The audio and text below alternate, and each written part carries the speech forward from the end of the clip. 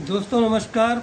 और आपका साथी नागेंद्र पांडे, आपके YouTube चैनल नागेंद्र पांडे शुरिया में। कल साथियों, जैसा कि आप लोगों को बताया मैंने कि माननीय मुख्यमंत्री जी से हमारे साथियों ने जनता दरबार गोरखपुर में मुलाकात किया और उन्होंने आश्वासन दिया, उन्होंने पूछा, सारी जानकारी आपको कल बता दिया हूँ और आप लोगों को आशा है कि जानकारी हो गई। अब आप लोग सोच रहे होंगे कि माननीय मुख्यमंत्री जी से तो मुलाकात हो गई, अब आगे भर्ती में क्या होगा, भर्ती अब कब तक होगी, या भर्ती क्या माननीय मुख्यमंत्री जी से कहने से कोई फ़र्क पड़ता है, या जनता दरबार गोरखपुर में जाने से कोई प्रभाव पड़ता है, या खाना पूर्ति होती जनता दरबार। हालांकि यही सब चीज़ें मैं जानने के लिए कल जनता दरबार के बारे में मैंने ग्रुप को मैसेज भी किया था कि जनता दरबार में जाने पर क्या समस्याएं सुलझ सकती हैं या कुछ है, तो अच्छा सा जवाब आया था। तो उन्हीं सब चीज़ों को लेकर मैं सोच रहा हूँ आपको 2-3 मिनट में बता दूँ। तो देखिए, माननीय मुख्यमंत्री जी का ऐसा कुछ नहीं है कि उनके कहने पर प्रभाव नहीं पड़ता।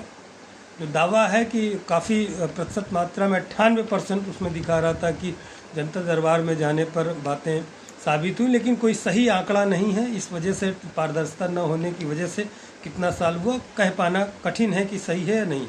लेकिन जो मेरा अनुभव है वो कहता है कि ऐसा नहीं है। बार बार कभी किसी व्यक्ति से मिलते हैं, प्रदेश के सबसे बड़े मुखिया हैं, तो वो इस तरह की चीज़ें नहीं होती। हाँ, उनके पास वर्कलोड बहुत ज़्यादा होता है, काम होता है। आप जानते हैं एक विभाग, एक कर्मचारी कितना परेशान रहता है, तो जो पूरे प्रदेश की जिम्मेदारी है उसको तो हर विभाग की जिम्मेदारी।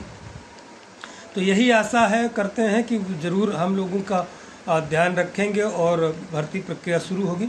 दूसरी चीज़, उसके बाद क्या करने की प्रक्रिया है, तो कल ही हमारे दूसरे साथी जो झांसी हमीरपुर की टीम है, धर्मेंद्र यादव जी और राजपूत चौहान जी, मोहित चौहान जी, मोहित राजपूत जी वगैरह, ये सब साथी कल मानवेंद्र सिंह जी जो सभापति हैं विधान परिषद के, जिन्होंने विधान परिषद में जिन्होंने कहा था किसी वित्तीय वर्ष में ये मुद्दा शॉर्ट आउट करें और अभ्यर्थियों को नियुक्ति दें, तो उनसे मुलाकात करने के प्रयास में है साथी। लेकिन वो कल है नहीं, शायद ईद की छुट्टी में आएंगे या 10 तक बिल्कुल आने की संभावना है। तो सारे हमारे साथी राहुल यादव जी और कमलेश यादव जी ने सारे वीडियो जो बोला था विधान परिषद में, मंत्री जी को जो उन्होंने कहा था, जो माननीय विधायक राज बहादुर सिंह चंदेल जी ने कहा था, जो डॉक्टर आकाश अग्रवाल जी ने कहा था, सारी क्लिप्स वगैरह और सारे रिमाइंडर्स वगैरह, सारे विज्ञापन, सारी चीज़ें कंपाइल करके दे दिया है, सारे उपलब्ध करा दिए डॉक्यूमेंट्स।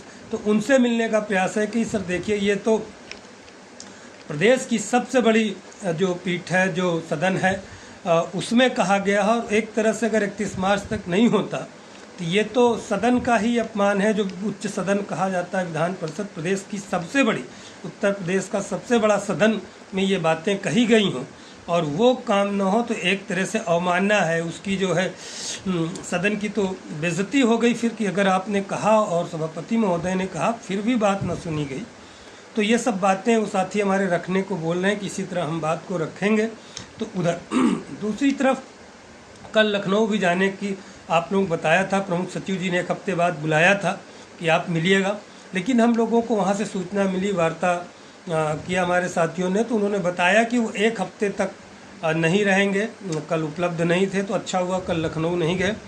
तो एक हफ्ते के बाद मैं स्वयं प्रयास कर रहा हूँ जाने का प्रमुख सचिव जी से, और इस बार मुख्य सचिव जी से मिलूँगा।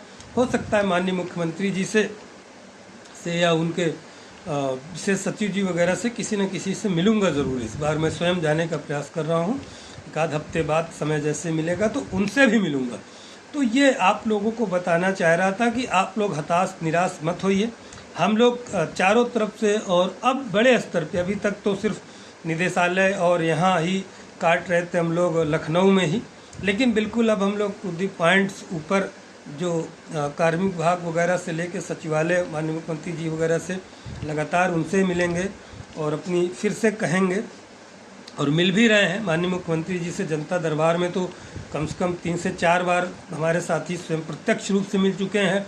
अब प्रत्यक्ष रूप से भी 4 से 5 बार मिल चुके हैं, जिसमें वो गए और उस दिन माननीय मुख्यमंत्री जी उपलब्ध नहीं रहे, तो उनके PS वगैरह को, या उनके जो ऑफसेटिंग जो कर रहे थे उनको दे के आए। तो हम लोग लगातार कार्य कर रहे हैं साथियों। ये लड़ाई आपकी, आप देखिए एक दिन में कोई लड़ता है, 2 महीने 4 महीने कितने आए इस भर्ती में, कितने भाग गए, कितने बरसाती मेढक किस तरह आते हैं, जब देखते हैं कुछ होने वाला तो टर्र टर्र करने लगते हैं। लेकिन हम लोग हमेशा शुरू से लगे रहे और अभी भी प्रयास कर रहे हैं। और आप लोगों ने स्वयं देखा कि उसका परिणाम माननीय शिक्षा मंत्री जी ने स्वयं कहा कि नहीं, ये सदन में पिछली बार भी उठा था, रेफरेंस भी दिया उसका कि ये शीतकालीन सत्र में उठा था और बजट सत्र में उन्होंने कहा कि हम प्रतिबद्ध हैं इसको करने के लिए। और मैं बताया तो कार्मिक विभाग में फाइल गई है, अब 1-2 दिन में हम लोग फिर पता करते हैं कि वहाँ से वापस आई नहीं आई, क्या रिमार्क्स हुआ। प्रमुख सचिव जी नहीं है और वार्ता करके आप लोगों को जानकारी दे रहे हैं। आगामी क्या हम लोग करने वाले हैं वो भी आज वीडियो के माध्यम से आप लोगों को बता दिया, क्योंकि बहुत सारे साथी हमारे मैसेज कर रहे थे मुझको, वो कमेंट्स में भी कर रहे थे, इसलिए मुझे लगा कि आज ये जानकारी दे दिया जाता हूँ। फिर से एक बार आपको बताना चाहता हूँ कि थोड़ा सा आप लोगों का भी अगर सहयोग मिल जाए तो बहुत अच्छा रहता है। जो साथी बुलाते हैं लखनऊ में या कहीं, तो कम से कम समय निकाल के आप लोग प्रयागराज में कहीं 1-2 साथी तो आइए। जैसे गोरखपुर में हमारे साथी पहुँचे तुरंत कहने पे, लखनऊ में एक भी तैयार नहीं हुआ।